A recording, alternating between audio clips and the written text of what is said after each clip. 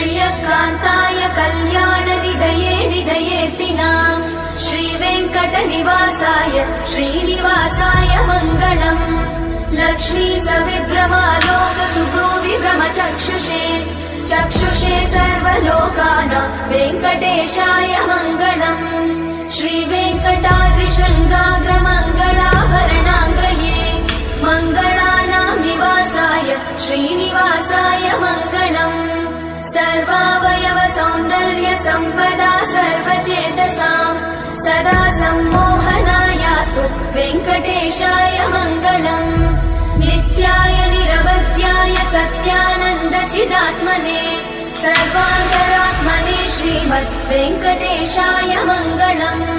स्वतः सर्वविदे सर्वशक्तये सर्वशेषिने